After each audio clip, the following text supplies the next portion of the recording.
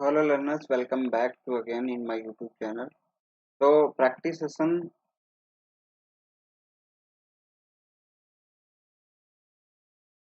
थोड़ा स्टार्ट करने वाले हम। तो रीट लेवल 1 के लिए बहुत ही उपयोगी है।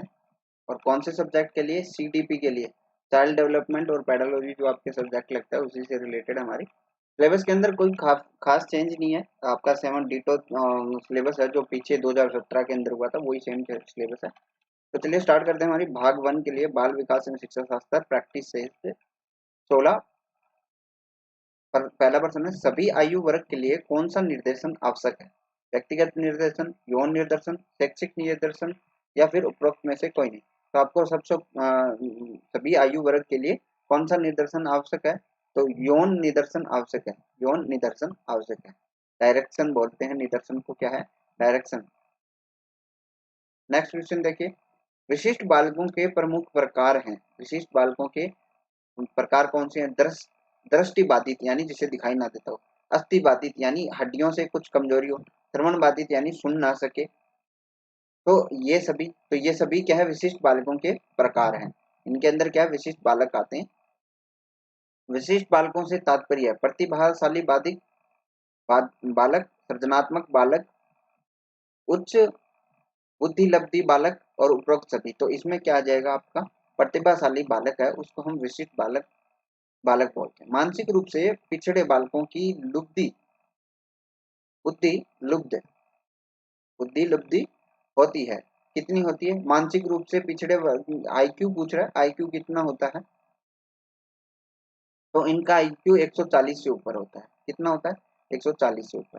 प्रतिभाशाली बालक की समस्या होती है। प्रतिभाशाली बालक की क्या समस्या होती है? परिवार में समायोजन, विद्यालय में समायोजन, समाज में समायोजन। तो ये उपरोक्त सभी डी हो जाएगा। यही आपकी प्रॉब्लम होती है। प्रतिभाशाली प्रतिभाशाली बालकों की शिक्षा व्यवस्था का स्वरूप है योग्य शिक्षक, विशिष्ट विद्यालय, विशिष्ट पाठ्यक्रम और उपरोक्त सभी। तो यही है, जिनकी IQ लेवल हाई होती है या जिनके अंदर तो आपके मानसिक गति ज्यादा होती है, उनके अंदर योग्य शिक्षक चाहिए उनके लिए, और विशिष्ट विद्यालय, विशिष्ट पाठ्यक्रम होना चाहिए। मंद अधिगामी बालकों की पहचान का मानदंड क्या है? उनकी मानदंड क्या है?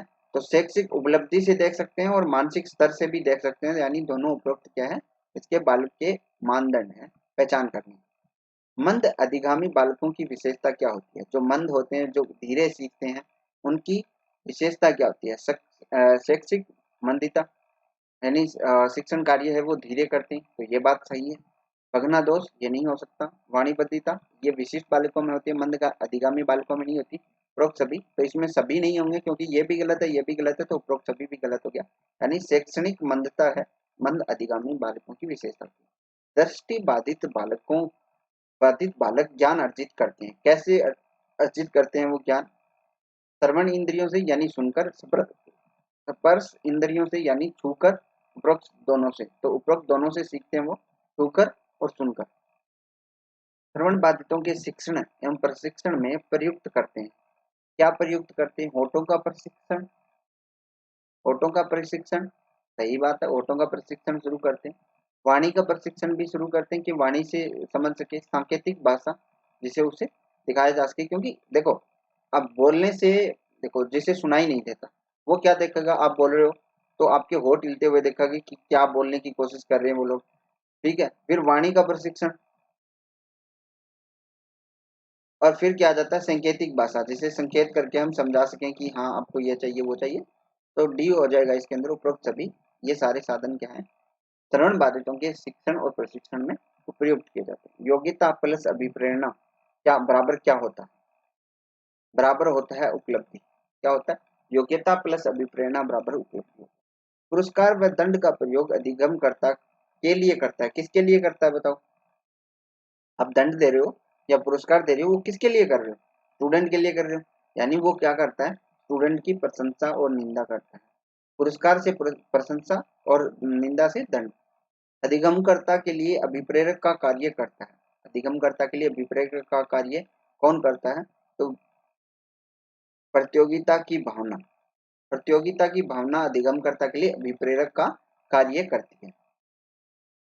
मानवीय संबंध निर्भर करते हैं? धर्म की अवधारणा पर किस पे निर्भर करते हैं मानवीय संबंध? धर्म की अवधारणा पर, जैविक एवं पर्यावरणीय अवधारणा पर, मनुष्य की प्रकृति की अवधारणा पर, उपरोक्त सभी। तो आपको इसका इजीली पता चल गया होगा कि आपका जो क्वेश्चन नंबर 14 क्या बोलता है कि मानवीय संबंध निर्भर करते हैं, किस पर निर्भर करते हैं? धर्म की अवधारणा पर, धर्म की अवधारणा पर। नैदानिक परामर्श में निहित है, नैदानिक परामर्श में निहित है। तो इसका आंसर क्या हो जाएगा? निदान, उपचार, प्रतिरोधन, उपरोक्त सभी। तो उपरोक्त सभी हो जाएगा। जेनसन तथा रिक्सियों के अनुसार निर्देशन के कार्य हैं। जेनसन और जो रिक्सियों हैं के अनुसार निर्देशन के कार्य हैं। कैसे कार्य हैं?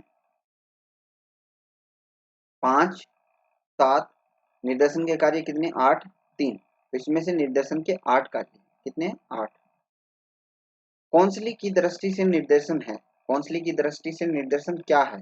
समस्या समाधान, हाँ है। क्षमता का सीमा तक विकास, सही बात।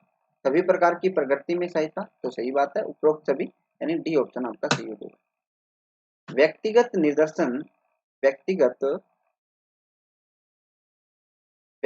निर्देशन निम्न शैक्षिक स्तर पर किया जा सकता है। कौन से पर?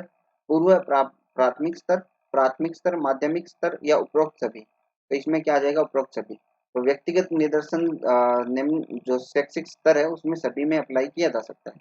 यौन निर्देशन सबसे अधिक निम्न आयु के छात्रों के लिए आवश्यक है। कैसे छात्रों के लिए आवश्यक है? तो बाल्यावस्था में आपके यौन निर्देशन सबसे अधिक आवश्यक है। निर्देशन की प्रक्रिया प्रमुख अवश्य अंग है। किसका प्रमुख अवश्य अंग है निर्देशन की प्रक्रिया? तो वो किसका अंग है? व्यक्तिगत निर्देशन का, पर्सनल डायरेक्शन का। क्वेश्चन नंबर 21 देखिए।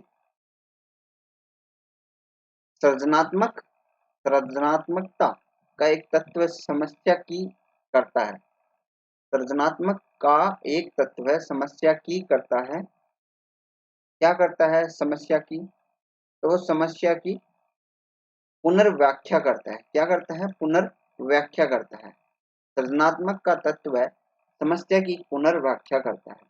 व्यक्तित्व क्रिया का महत्वपूर्ण घटक है। व्यक्तित्व क्रिया का महत्वपूर्ण घटक क्या है?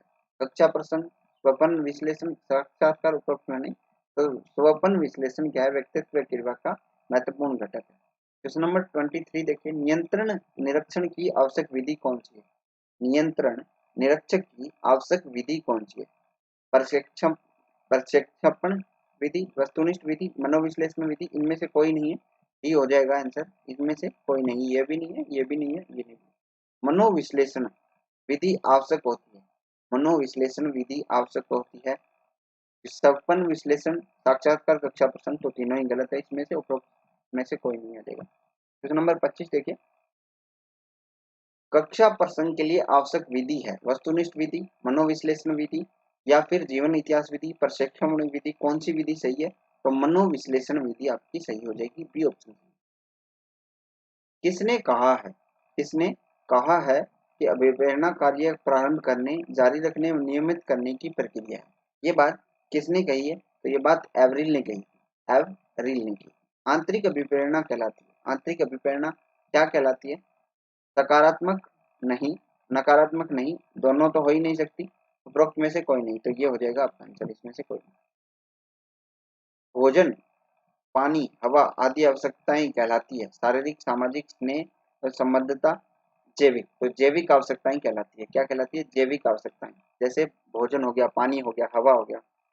अंतर्नाद, अंतर्नाद करता है। किसको संतुष्ट करता है? पानी, भोजन, प्रोत्साहन, अभिप्रेरक।